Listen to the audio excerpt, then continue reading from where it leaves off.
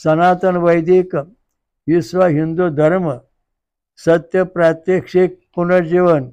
मी काशी विश्वेश्वर सरस्वती महाराज कल्की दत्तात्रय मंदिर शिरूर गोंडदी पाचवाडी येथून दिनांक 8/8/1960 पासून प्रचार करीत आहे. आपण विश्वक्रांती नवे ज्ञान आपण ऐका, सर्वात सांगत जा. दररोज संध्याकाळी 8 ते 8:15 पर्यंत किंवा जास्त वेळ असते. अवश्य लाभ घेणे. ओम वक्रतुंड महाकाय सूर्यकोटी समप्रभ निर्विघ्नं कुरु मे देव सर्वकार्येषु सर्वदा. सर्व जगांचा नियंत्रण करता आणि महासागर ज्याला म्हणतात, बुद्धिसागर ज्याला म्हणतात, ज्ञानसागर ज्याला म्हणतात, तो एकम सज्जोवच्च अक्षा भगवंत परमेश्वर आहे.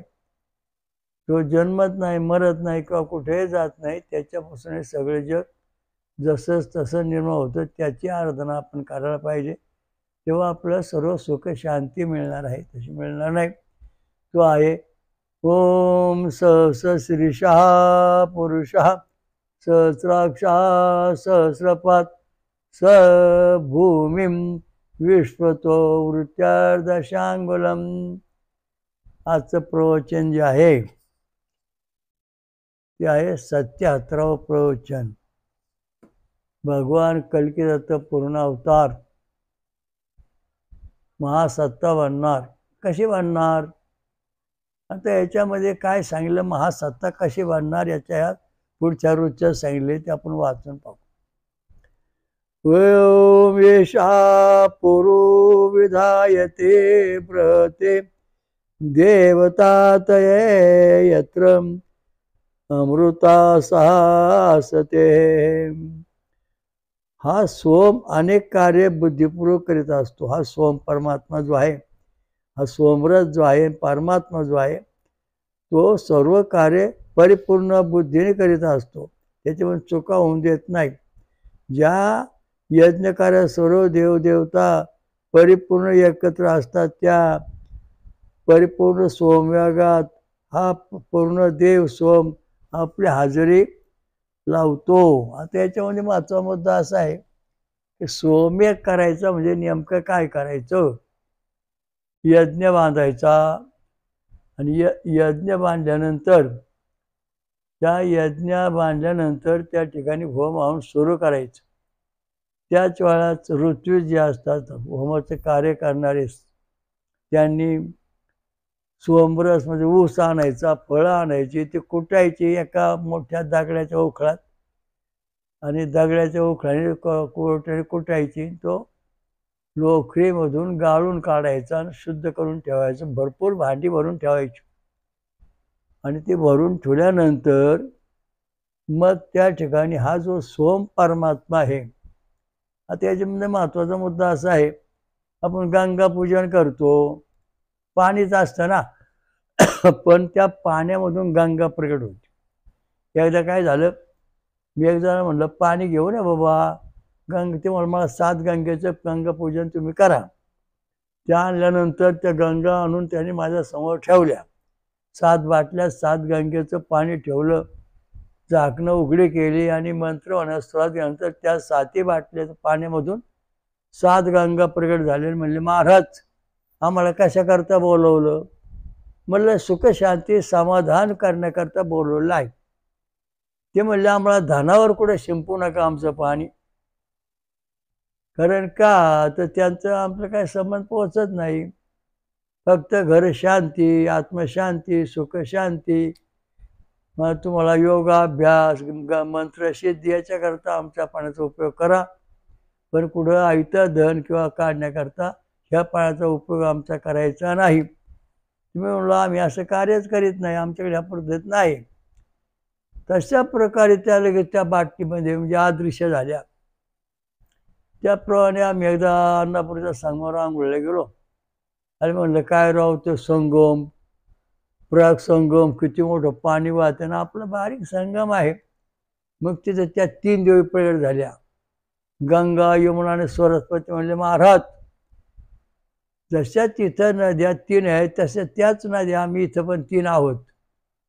आणि कारण का ही घोड नदी जी आहे ही सर्वात श्रेष्ठ नदी आहे. पुरुष तत्वाची नदी आहे. हयग्रीव अवताराच्या मुखातून वाहणारी नदी आहे. म्हणून ही जगाच्या आरंभाची नदी आहे. म्हणून ही सगळ्यात पवित्र आहे. तुमच्या बोलल्या मुकुट बिकुट फार सुंदर स्वरूप, चतुर्भुज स्वरूप. मग थोड्या वेळानं त्या पाण्यात अदृश्य झाल्या. त्याप्रमाणे हा जो सोमरस आहे, उसाचा रस, फळांचा रस, नारळाचं पाणी, आमरस, ह्या आपण हा एकत्र केल्यानंतर ह्या सोमरसामधून जो परमात्मा आहे, ओम स पुरुषः, हा सोमदेव आहे, लक्षात ठेव. हा परमेश्वर या ठिकाणी तसा तयार होतो. जसं आपण आपला आरशात तोंड पाहतो आणि आपली प्रतिमा त्या आरशात दिसते, तशा प्रकारच्या सोमरसामध्ये तो परमात्मा प्रकट होऊन आपल्या पुढे विश्वरूपाने प्रकट होऊन दिसू लागतो आणि त्याचे सगळे संस्कार त्या सोमरसामध्ये उतरतात. आणि एवढं दृष्टांत झाल्यानंतर मग तो सोमरस प्यायचा.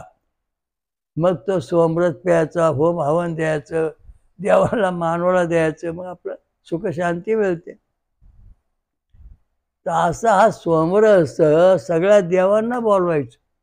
33 कोटी देवांना बोलवायचं. सोमरसामुळं 33 कोटी देव येतात. गायीच्या पोटी 33 कोटी देव आहेत. गायीच्या 33 कोटी देवांची शक्ती आपल्याला प्राप्त करायची काय? तर कृष्ण भगवंतांनी याच्यामध्ये नियम सांगितला की दही जर सतत आपण गायीचं खाल्लं तर गायीच्या शरीरात जे 33 कोटी देव आहेत त्या सर्व 33 कोटी शक्त्या आपल्याकडे येतात. पण दही मात्र रोज नियमाने 1 चमचा बरोबर खाल्लं पाहिजे, असं भगवान कृष्णाचं म्हणणं. म्हणजे गायीच्या शरीरात जे 33 कोटी देव आहेत त्यांना जर 33 कोटी सिद्धी आहेत, रिद्धी सिद्धी आहेत, ज्ञान आहे, सगळं काही आपल्याला प्राप्त होणार. पण ते कधी? गायीचं दही आपण रोज खाल्लं तर. आणि गायीचं दही खाल्लं तर गायीकडून आपल्याला शक्ती कशी काय येते? मला एक अनुभव असा आला. मी 9, 10, 12 वर्ष असन तेव्हा आमच्याकडे काळी गाय आमच्या वाल्याने घेतली, फार सुंदर रयत दूध द्यायची. ती रात्री उठली आणि चरायला लागली. तर मी म्हणलो बाबा गाय सुटली. तर गाय सुटली म्हणल्यानंतर थोड्या वेळाने ती गाय बांधली. गायीच्या शरीरात एक दिव्य श्री प्रगट झाली. माझ्या पुढे उभी राहिली म्हणजे महाराज तुम्ही आता लय मोठे महाराज होणार आहेत, तुम्ही देवाचे अवतार आहात, तुम्ही असे आहात, परंतु एक काम करा, गायीची चाळी लावायची नाही, फक्त गायीला बांधायचं. लक्षात ठेवा म्हणे, चाळी लावू नका. तर याचं कारण असं आहे की गायीच्या शरीरातली जी दिव्य श्री बाहेर आली देवी स्वरूपाची, ती दह्यामध्ये जशी तशी ती प्रकट होती. हा महत्त्वाचा मुद्दा याच्यात आहे. हे गुह्य ज्ञान, हे ब्रह्मज्ञान आहे, हे आपल्याला कळलं पाहिजे. गायीचं दूध आपण घेतलं, नंतर जर दही केलं तर त्या दह्यामध्ये देवी जी गायीच्या शरीराची देवी आहे, तिच्या शरीराचे 33 कोटी देव आहेत, ती देवी ह्या दह्यामध्ये जशी तशी प्रकट होते आणि दह्यामध्ये ते 33 कोटी देवांची शक्ती सोडते. ती शक्ती सोडल्यानंतर आपण जर दही खाल्लं तर आपल्याला 33 कोटी देवांची शक्ती, त्यांच्या रिद्धी सिद्धी, ज्ञान, बऱ्याचशा गोष्टी प्राप्त होतात. अगदी सहज सोपा उपाय. कारण का त्या जगदंबेच्या शरीरातून ती जगदंबा देवी रूपाने पुन्हा आपल्या दह्यात प्रकट होते. हा महत्त्वाचा मुद्दा आहे आणि याचा दृष्टांत साक्षात्कार आपला होऊ शकतो. हे सगळे देव आता जमलेले आहेत. सोमयाग चाललेला आहे आणि मग सोमयाग चालल्यानंतर देव म्हणले आता आपण असं करा, हे सोमयाग चाललाय तो ऋषी लोक म्हणले महाराज आम्हाला आता तुमची सर्व शक्ती द्या, या दह्या हे जे तुमचा सोमरस आहे याच्यावर थोडं बर्फ किंवा पाणी टाका, म्हणजे हा आणखीन चवदार लागन, म्हणजे त्रास द्या, पाचक लागन, पद्धतशीर होईल. तेव्हा एक ऋषी म्हणाला महाराज ते पाणी जर या देवीचं आपण ह्याच्यात सोडलं सोमरसात, त्याचा काय आपला उपयोग होणार आहे? काहीच होणार नाही. हे सगळे देव जरी आले तरी आपला किती फायदा होणार आहे, किती होणार आहे, काय देणार आहे? सगळे देव आपले सोमयागात आलेले, यज्ञाजवळ आलेले, सोमरस पेलाले यांनी होम हवन दिलेलं आहे. मग त्या ऋषींनी त्या गंगा नदी सर्व नदींना 88,000 ऋषींनी प्रश्न केला, गंगा मैया हो, आमची अशी विनंती आहे, तुम्ही आम्हाला आमच्या यज्ञामध्ये मीठ द्या, मीठ. आमचा यज्ञ चालू आहे तेव्हा आम्हाला थोडं मीठ पाहिजे, तुम्ही तुमच्या पाण्यातून आम्हाला मिठाचा अंश द्या. गंगा, गोदावरी, कृष्णा सगळ्या जगातल्या नद्या गोळा झाल्या. 88,000 ऋषी पुढे आणि म्हणाले, महाराज आम्ही तुम्हाला शेतीला पाणी देऊ, फळं देऊ, शेती पिकू, फळं पिकू, गुरांना पाणी प्यायला देऊ, तुमचे पाप धुण्याचे कामं करू, तुम्हाला आंघोळीला पाणी देऊ, तुम्हाला राहण्याकरता पाणी देऊ, सगळ्या बाजूने तुमचा आम्ही परिपूर्ण विकास करणार आहे, परंतु आम्ही तुम्हाला मीठ देऊ शकत नाही. का बरं देऊ शकत नाही? नद्या म्हणल्या आम्ही तुम्हाला मीठ देऊ शकत नाही, पण आम्हाला तर मीठ पाहिजे. 88,000 ऋषी म्हणले यज्ञ करता, हा मीठ जरा थोडं आलं तर चवदार लागत नाही सगळं सोमरस वगैरे. तर ते म्हणलं नाही जमणार. का? आम्ही नद्या जेव्हा समुद्रात जाऊन मिळतो तेव्हा आमच्या पाण्यातून मग मीठ तयार होतं, तोवर होत नाही. मग ऋषी म्हणलं ही काय अद्भुत विद्या आहे. गंगा मैया पुढं आली, ती म्हणाली, म्हणले महाराज ऐका, सर्व ऋषी लोक हो, देव लोक हो, आम्ही तुम्हाला सुख समृद्ध करू, पाणी देऊ, शेत पिकू, झाडं लावू, ऐसाराम करू, वेली झाडं, पशु पक्षी, गुरं चारा सगळ्या सुखी ठेवू, हे आमचं इथं काम आहे. परंतु ह्या इथं आम्ही तुम्हाला मीठ देऊ शकत नाही. का? तर आमचा जो समुद्र आहे तिथं आम्ही गेल्यानंतर मग तुम्हाला मीठ देऊ. मग तुम्ही सदा आता आमच्याबरोबर समुद्रात चला, मग तुम्हाला तिथं मीठ मिळेल. मग ऋषी म्हणले, बा याच्यातलं गुह्य ज्ञान काय ते आम्हाला कळलंच नाही. ती म्हणली, इथे देव किती जमलेत? 33 कोटी देव जमलेत सोमरस पिण्याकरता, आणि हे सगळे तुम्हाला काय देणार आहेत? सुख, शांती, ऐश्वर, घोडा, गाडी, बंगला, माडी, पैसा, अडका, सगळे सुख समाधान तुम्हाला देणार आहे. परंतु त्यांना विचारावा, तुम्ही आम्हाला ब्रह्म देता का? सगळ्या देवांना विचारला प्रश्न, हे 33 कोटी देवा हो. ऋषीमुनींनी प्रश्न विचारला हात ऋषींनी, हे 33 कोटी देवा हो, आम्हाला तुम्ही ब्रह्म मिळवून देता का? सगळे देव म्हणले, आम्ही तुम्हाला सुख, शांती, समाधान, घरदार, रोग, आरोग्य वगैरे सगळे देऊ, तुम्हाला आम्ही चिरंजीव करू शकतो, परंतु आम्ही तुम्हाला ब्रह्म देऊ शकत नाही. कारण ओम सहस्र शीर्षा पुरुष हा जो आहे तो पूर्ण ब्रह्म आहे. तिथं आम्ही गेल्यानंतर आम्ही ब्रह्म होऊ आणि मग त्या मिठासारखे तुम्हाला सगळं काय पाहिजे देऊ, चला तुम्ही तिथपर्यंत. म्हणजे याचा अर्थ असा आहे की जो मुख्य परमात्मा आहे त्याला शरण गेल्याशिवाय आपली पूर्ण प्रगती कधीच होणार नाही. निर्णय देवांची भक्ती केली तर तुम्हाला फक्त सुख, शांती, समाधान मिळेल. भूतियान मार्गाची भक्ती केली तर जादूटोणा करणे, याच्यामध्ये तेच लुडबुड करून काहीतरी परिणाम होणार. पितृयान मार्गात राहिले तर पितृयान मार्ग पितर प्रसन्न होऊन तुम्हाला सुख शांती देणार. देवयान मार्ग झाला तर देव तुम्हाला सुख शांती समाधान काय लागेल ते नदीसारखे देणार. परंतु जेव्हा तुम्ही ब्रह्मयान मार्गात येतात, फळं खाऊन फळांचा रोज गप करतात किंवा हवा पिऊन उपवास करतात, त्यावेळेस जो मूळ परमात्मा आहे सहस्र शीर्षा पुरुषा ते पूर्ण ब्रह्म आहे, त्यात कसल्या प्रकारची उणीव नाही. तिथपर्यंत देवलोक म्हणले आपण तुम्हाला पोचू शकतो आणि मग त्या ठिकाणी तुम्हाला जसं त्या नद्या समुद्रामुळे मीठ मिळतं तसं तुम्ही या परमेश्वराजवळ गेल्यानंतर तुम्हाला ब्रह्मप्राप्ती होईल, तशी होणार नाही. म्हणजे आपण जरी आतापर्यंत आपल्या आजे पंजे पूर्वदेव भक्ती करीत आले असले तरी ते लटकून राहिले, द्वारक्यासारखे लटकले मध्येच, पूर्णतः गेलेच नाही, जाणार पण नाहीत. का? देवीने विचारलं ऋषींनी देवांना, की आम्ही त्या प्रभूपर्यंत कसं पोचायचं, हेतू काय आमचा, आम्हाला जाण्याकडे साधन सांगा. तेव्हा सर्व देव म्हणाले, इंद्रदेव म्हणाले, देवांचा राजा, सोमरस पेल्याशिवाय तुमचं शरीर समतोल होणार नाही. नदीचं पाणी आणि समुद्राचं पाणी समस्थितीत झालं, सायुज्यामध्ये एक रूप झालं, म्हणून त्याच्यामधून मीठ प्रगटलं. त्याप्रमाणे हे जे देव आहेत ते 31 कोटी देव आहेत. आणि हे जेव्हा परब्रह्म स्वरूपाजवळ जातील आम्हाला घेऊन सोमरस पेल्यानंतर, तेव्हा आम्ही त्या देवाच्या चरणाशी एकरूप झाल्यानंतर मग आमच्यामध्ये ब्रह्मप्राप्ती होईल, तशी होणार नाही. म्हणजे ह्या सगळे जे देवधर्माची भक्ती आहे द्वाडक्यासारखी आहे, लाटाक्यासारखी. ब्रह्म सत्यम जगत मिथ्या, ब्रह्माकडे जायचं म्हणजे मूळ परमेश्वर जो आहे त्याला भेटायचं. आणि त्याला भेटल्यानंतर आपले सगळे कामं होणार, तशी होणारच नाहीत. नद्या जेव्हा समुद्राला मिळाल्या तेव्हा त्यांची समपातळी, पाणी समपातळी राहतं, सम अवस्थेत राहतं.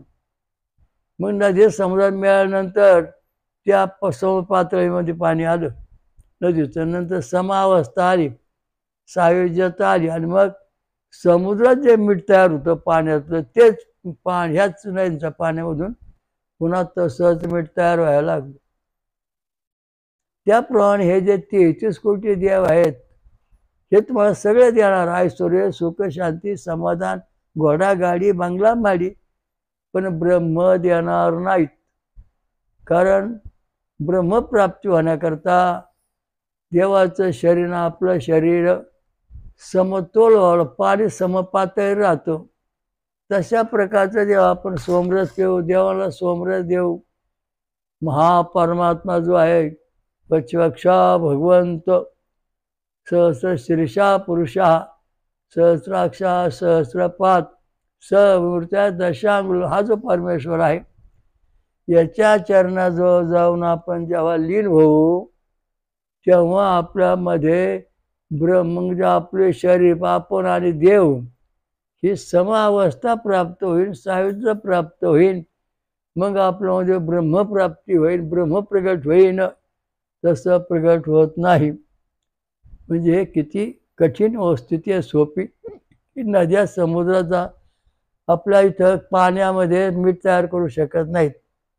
तसे 33 कोटी देव आपल्याशी तुम्हाला ब्रह्मज्ञान सांगू शकत नाही किंवा देऊ पण शकत नाहीत.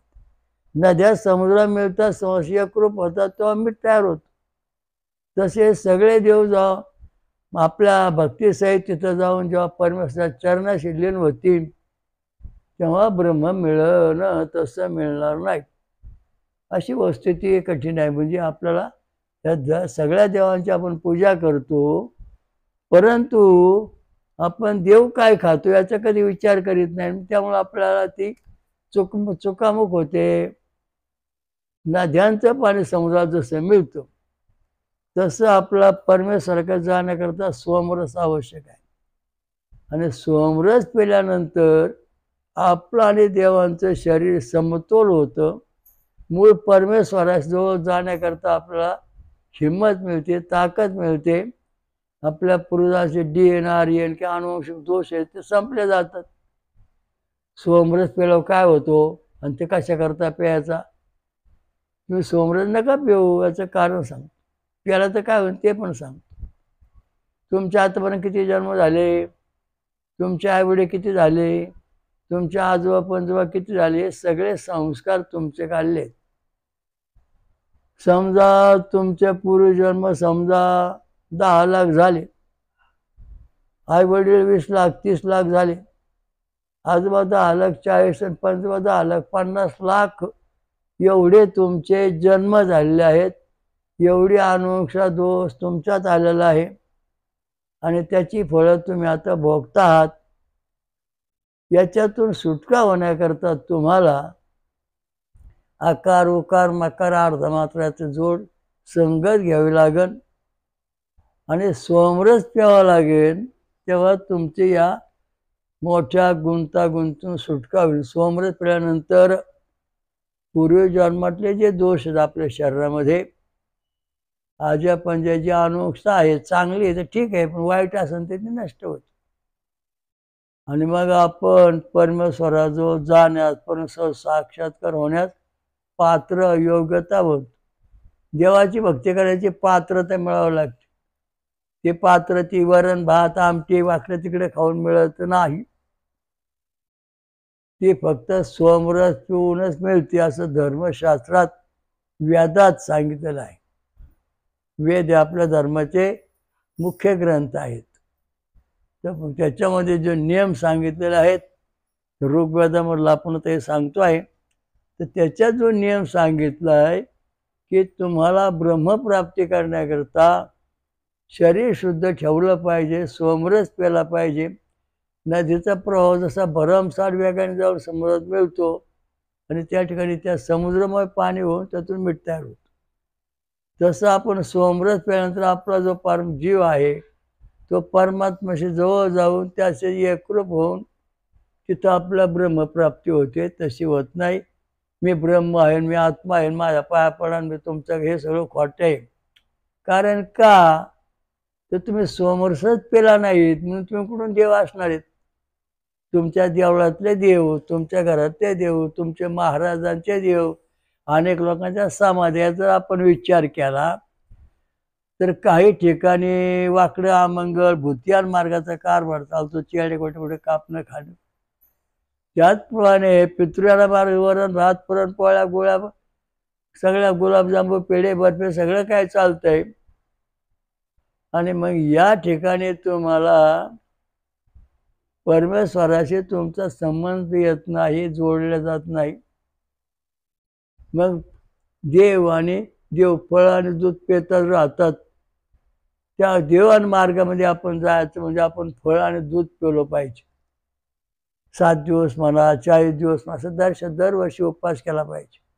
किंवा दर आठवड्यातून काय उपवास करत असलो, गुरुवार, सोमवार, रविवार, कुठलाही वार, तर त्यावेळेस फळ आणि दूध याच्यावर उपवास करायचा. म्हणजे आपल्याला हे फळ सहज मिळते, आपली अनुष्ठा संपते, दोष संपतो, DNRN संपतात आणि मग आपलं सुख शांती मिळते. तशी मिळणार नाही. बरं, तुम्हाला पूर्वजीवनात शनी, मंगळ, राहू, केतू किती वेळा आले, काळसर्प किती वेळा आला, याचं गणित आपल्याकडे नाही. शनी महाराज म्हणले प्रत्येक जन्मामध्ये 3 वेळा 7.5 येते. आता तुमच्यावर किती संस्कार झाले? 50 लाख. त्याला 3 गुणले की झाले 1,50,00,000 वेळा तुम्हाला 7.5 आलेली आहे. एवढ्या याच्यात मग या शनीचे 7.5चे जे गुणधर्म आहेत किंवा इतर ग्रहाचे गुणधर्म आहेत ते तुम्ही कसे काय हटवणार?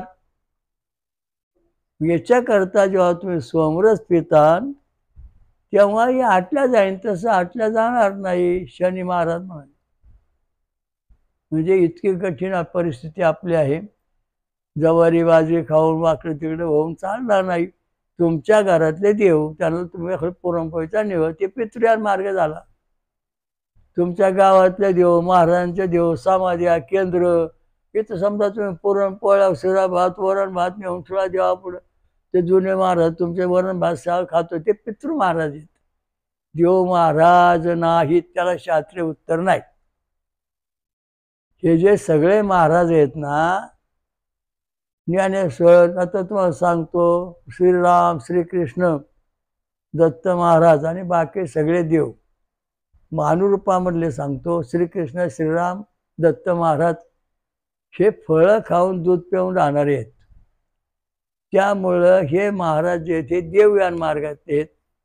हे काय तुमचं पुरण भात, वरण भात खात नाहीत, हे तुमच्यानंतर तुमचं अमंगळ खात नाहीत, म्हणून हे तुम्हाला प्रसन्न होत नाही. कारण का तर पाणी समपातळीत राहतं, तसं तुमचं शरीर आणि देवाचं शरीर आणि देवाची अवस्था समपातळीत नाही.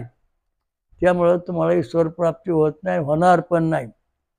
आजे पण जे सगळे असेच मेले. अरे पळा पळा पळा, अरे ते मार झाला, तो मठ आला, ते बाबा समाधी, त्याला पुरणपोळी द्या, त्याला गोड द्या, गुलाबजांबू द्या, प्रसन्न होईल. अहो झालं काम, तो झालं तुम्हाला प्रसन्न वाट नाही. पण तो पितृयान देव आहे, तो खरा देव नाही. पितृयान देव आहे. पितृयान पळा पळा पळा तिकडे कोंबड्या बकऱ्या चालले, ते भूतियान मार्गात देव आहे, तो देव नाही. जिथं फळांचा रस आणि दूधच देवाला उपवासाला दिला जातो, तिथं खरा देव आहे. आता आपल्या इथं जे अमृत महाराज आहेत, हे सगळे रोज ऊसाचा रस पितात, फळांचा रस घेतात आणि दही घेतात, पांडुरंग वगैरे. त्यामुळे हे सगळे देव जे आहेत ते सगळे देव मार्गातले आहेत. आणि त्यांचे भक्त जे आहेत, फळं खाऊन दूध पण मधून उपवास करणारे किंवा रोज एखादं फळ खाऊन राहणारे, त्यांना पण देव मार्गाचं गती मिळते. तशी गती मिळत नाही. देव म्हणजे काय बाजारचा भाजीपाला आहे काय? उठले का सुटले, देवा नवसाला पाव, तुला बटार पाव. या अशी वस्तूची सध्या समाजाची झालेली. समाज सत्यशास्त्रापासून जवळजवळ कोट्यावधीमुळे दूर गेलेला आहे.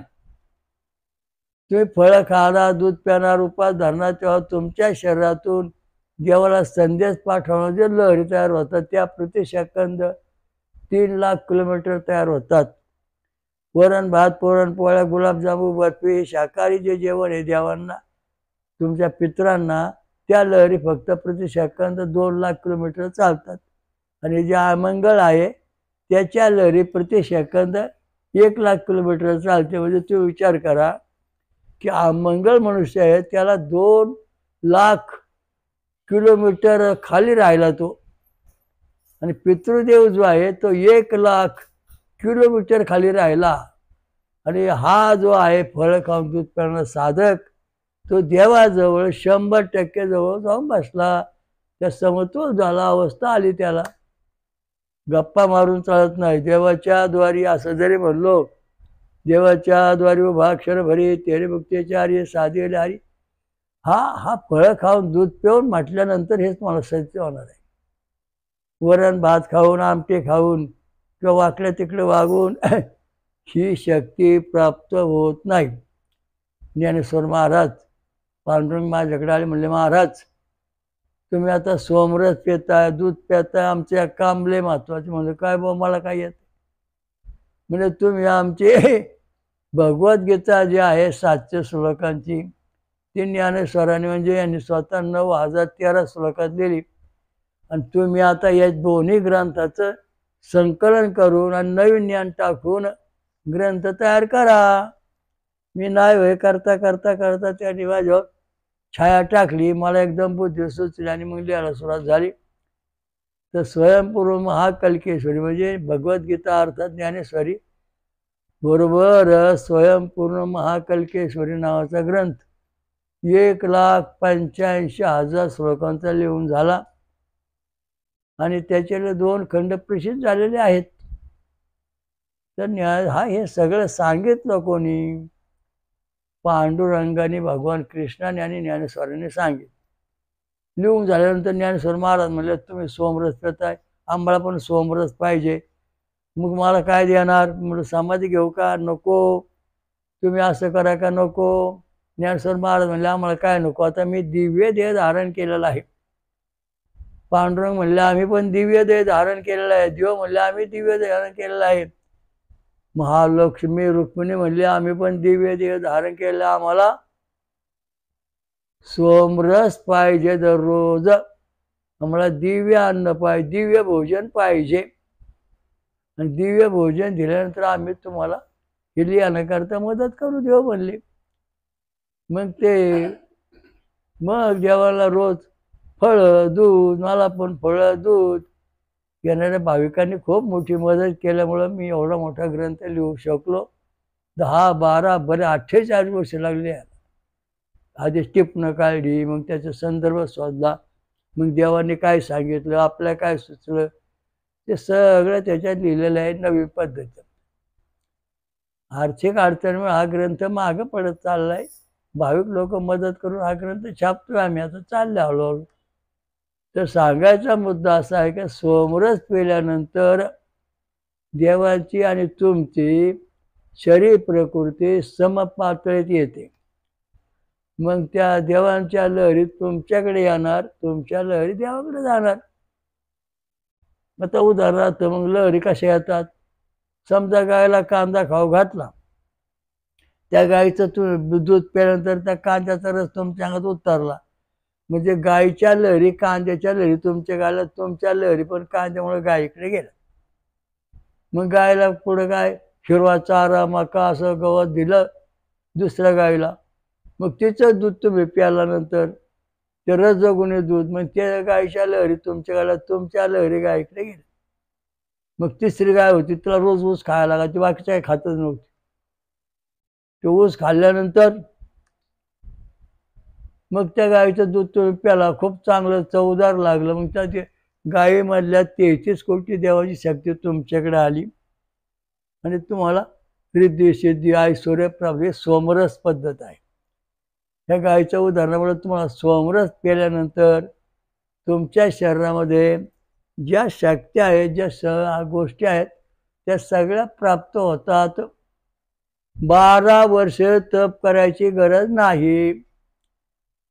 ओम दत्त दत्त राम राम, ओम दत्त दत्त राम राम, ओम शिव शिव श्याम श्याम, ओम शिव शिव श्याम श्याम, असा सर्वसाधारणपणे मंत्र म्हणून सोमरसापुढं मंत्र भजन म्हणायचं. आपला गायत्री मंत्र काय येत नसतील तर मग ती त्याच्यामध्ये परमात्मा जो सोम देवता आहे, सहस्र पुरुषा सहस्राक्षा, तो सगळा त्याच्यात शक्ती उतरवतो, दिसतो आणि मग ती शक्ती आपल्या शरीरात उतरते. मग आपल्या शरीरात उतरल्यानंतर आपलं शरीर, देवांचं शरीर आता समतोल अवस्थेत आलेलं आहे. मग आपलं देवांचं ज्ञान आपल्याला मिळतं आहे. आपले काही प्रश्न देवाकडे त्याची उत्तरं मिळतात. देव आपल्याला बोलू लागतात, काही सत्य सांगू लागतात. उदाहरणार्थ तुम्हाला ज्ञानेश्वर महाराज तुमच्याला बोलावं असं वाटतं, समाधीस्थ आहेत, ते बोलू शकतात. ज्ञानेश्वर महाराज म्हणले, मला सोमरस द्या, माझं शरीर दिव्य आहे. मग आम्ही त्यांना तर सोमरस आम्हाला देतो. ते दररोज तिथं 12 वाजता येतात. निवृत्ती, ज्ञानेश्वर, मग सोपाल, मुक्ताबाई, अनेक देव असतात. माई 33 कोटी देव जेवायला इथे येतात होम हवनापाशी. खरं त्यांना सोमरस लागतो. वरण भात आमटी देव खात नाही, लक्षात ठेवा. बारीक मुलाला भाकर चालते का? नाही चालत. तसं देवांचं शरीर अतिशय नाजूक आहे, त्यामुळं त्यांना हे चाललं पाहिजे. मग तुम्हाला जर ज्ञानेश्वर महाराज प्रसन्न करायचं किंवा बोलायचं असेल तर तुम्ही दररोज दही आणि सोमरस घ्यायचा जवळजवळ 40 दिवस. मग तुमच्या स्वप्नात किंवा समोर ज्ञानेश्वर प्रगट होऊन बोलू लागतील, आशीर्वाद देतील. सर्व देवांचा राशी पण तुम्हाला ज्ञानेश्वर प्रगट करायचा असं वाटायचं, अशा भेटू शकतो. तर आपलं शरीर शुद्ध पाहिजे, देह शुद्ध करून भजनी भजावी. त्याप्रमाणे नद्यांचं जे आहे त्या समुद्रात मिळाल्या, तिथं मीठ तयार झालं, तिथं त्याला मीठ तयार करता आलं नाही. तसं हे देवदेवता आपल्या प्रसन्न झाले, ते आपला ब्रह्मदेव शकले नाहीत. जेव्हा आपण सोमरस पेलो, देवांच्या चरणाजवळ गेलो देवासहित देवदेवता, तेव्हा आपल्याला त्यांची आपली शक्ती एक झाली शरीर, आणि मग आपला ब्रह्मप्राप्ती झाली होते. याच्याकरता तुम्ही अभ्यास करणं महत्त्वाचा मुद्दा आहे. ओम श्री रामलिंग महाराज की जय. हयग्रीव घोरनदी गंगा मैया की जय. ओम सहस्र शीर्षा पुरुषा सहस्राक्षा सहस्रपासूर्ता दशांगुलम स्वयंभू विश्वराजा श्रवणकर्त महाराज की जय. जगात आणि महाराष्ट्रात 5 महाशक्ती निर्माण करणारी आदिमाया शक्ती महापंचसागरेश्वरी महादुर्गा माता की जय. काल भैरव की जय. शनिचर की जय. खंडेश्वर की जय.